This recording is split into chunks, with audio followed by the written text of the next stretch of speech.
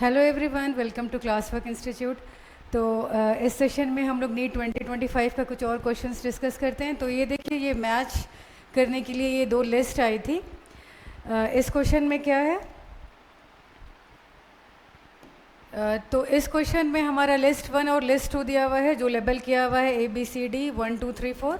ठीक है, तो लिस्ट 1 में हमारा सेंट्रोमियर, सीलियम, क्रिस्टी और सेल मेम्ब्रेन है। लिस्ट 2 में mitochondria, cell division, cell movement and phospholipid bilayer है। और इसमें से अब हमको डिफरेंट ऑप्शन है जिसमें बताना है ये चारों में से कौन सा ऑप्शन सही है। ठीक है, तो ये क्वेश्चन देख के ही समझ में आ रहा है, ये हमारे 11th क्लास में cell the unit of life जो चैप्टर है उससे है। तो अगर आपने ये चैप्टर अच्छे से पढ़ा है और सेल ऑर्गेनल्स का आपको अच्छा होल्ड है तो ये बहुत ईजिली ये क्वेश्चन सॉल्व हो जाएगा। काफ़ी स्ट्रेट फॉरवर्ड सा क्वेश्चन है, बट स्टिल चूँकि ये कॉम्पिटिटिव एग्जाम है तो थोड़ा कन्फ्यूजन क्रिएट करने के लिए कुछ ऐसे टर्म्स आते हैं या कुछ ऐसा सिमिलर साउंडिंग वर्ड्स आता है जिससे थोड़ा कन्फ्यूजन क्रिएट हो जाता है ना, थोड़ा ट्रिकी हो जाता है क्वेश्चन। तो ऐसे हम लोग देखते हैं। सबसे पहले क्या है, सेंट्रोमियर। तो सेंट्रोमियर हम लोगों को पता है कि ये क्या होता है, ये क्रोमोसोम पे प्राइमरी कॉन्स्ट्रिक्ट होती है ना। अगर ये हमारा क्रोमोसोम है तो उस पर जो पहला प्राइमरी कॉन्स्ट्रिक्ट है उसको हम लोग सेंट्रोमियर कहते हैं। ठीक है, तो सेंट्रोमियर इटसेल्फ तो सेल डिवीजन में हेल्प नहीं करता है, इसके साथ में लगे हुए काइनेटोकोर्स होते हैं। दीज आर द प्रोटीन्स जहाँ पर स्पिंडल फाइबर्स आकर के अटैच होता है at the time of cell division.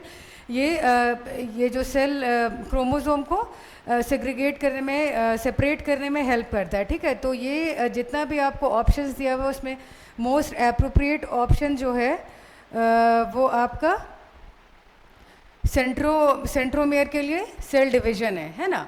Next आ गया सीलियम। सीलियम क्या है, cilium is the single form for, it's a single for cilia है ना। सीलिया का जो सिंगल है वो सीलियम होता है। तो सीलिया और फ्लैजिला ये हम लोगों को पता है किस में हेल्प करता है, सेल के मूवमेंट में हेल्प करता है ना। तो सीलिया जो होती है actually they are the hair like outgrowth होता है सेल्स पे। तो ये तो जनरली ये क्या होता है, अगर बैक्टीरियल सेल सरफेस पे है तो वो सेल के मूवमेंट में हेल्प करता है, या तो वो सेल को मूव कराता है या सेल की जो सराउंडिंग्स है उसको मूव कराता है। तो जैसे कि ह्यूमन में जो रेस्पिरेटरी ट्रैक है वहाँ पे वो सीलिएटेड होती है, तो इसका काम ये होता है कि ये जो अगर म्यूकस है तो उसको आउटवर्ड के मूवमेंट करके उसको ऐसा करे कि ये जो है रेस्पिरेटरी ट्रैक से बाहर की तरफ इसको प्रोपेल आउट करता है। ठीक है ना, तो ये हमारा इससे क्लियर हो गया कि सीलियम जो है वो सेल मूवमेंट में हेल्प करता है। क्रिस्टी थर्ड आपका आ गया, जो सी है वो क्रिस्टे क्या होता है। देखिए, क्रिस्टे और सिस्टर्नी ये जो दो टर्म होता है ना, ये बहुत सिमिलर साउंडिंग होता है और इस पर हर बार क्वेश्चन आया है। तो ये दोनों का बहुत अच्छे से आपको कॉन्सेप्ट क्लियर होना चाहिए। तो पहले क्रिस्टी देख लेते हैं। जो हमारा माइटोकॉन्ड्रिया होता है ये it's a double membrane bond structure. इसमें एक आउटर मेम्ब्रेन होती है और एक इनर मेम्ब्रेन होती है, और इनर मेम्ब्रेन में जो फोल्डिंग्स होती है अंदर की तरफ to increase the surface area, क्योंकि बहुत सारी एंजाइमेटिक एक्टिविटीज़ जो होती है इस इनर मेम्ब्रेन पे होती है, तो इसीलिए इसका सरफेस एरिया को इंक्रीज़ करने की ज़रूरत होती है। तो इस इन फोल्डिंग्स को हम लोग क्या कहते हैं, क्रिस्टे कहते हैं। ठीक है, तो इस ऑप्शन के हिसाब से आपका जो करेक्ट मैच है वो क्रिस्टे के लिए क्या हो जाएगा, माइटोकॉन्ड्रिया है ना, बिकॉज ये inner membrane of the mitochondria में होता है।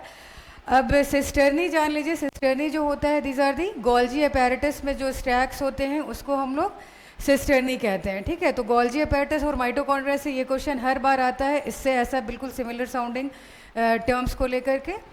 अब ये सेल मेम्ब्रेन, तो अब ये एक ही ऑप्शन बचा और इट्स वेरी स्ट्रेट फॉरवर्ड कि जो सेल मेम्ब्रेन होता है वो फॉस्फोलिपिड बाइलेयर का बना होता है। ये कुछ इस तरह का होता है, इसमें फॉस्फेट हेड होता है और इसका जो टेल होता है ये फैटी एसिड्स का टेल होता है ना।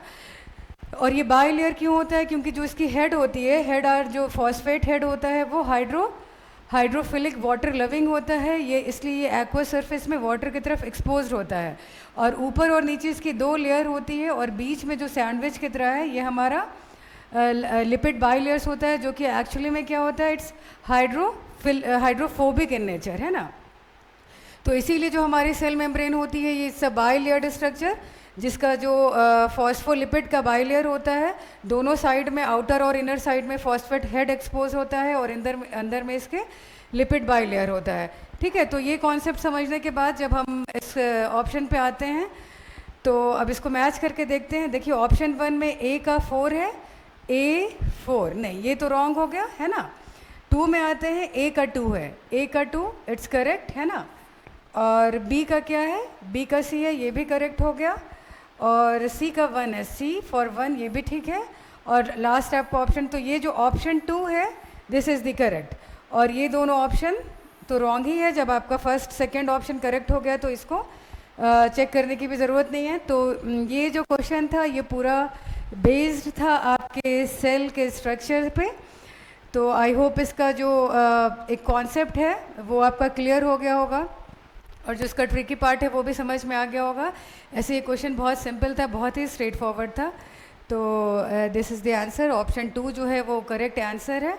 तो जितने बच्चों ने सेकंड ऑप्शन टिक किया है वो बिल्कुल करेक्ट है। तो ऐसे ही कुछ और वीडियोस के साथ फिर आपसे मिलते हैं। Okay then, thank you.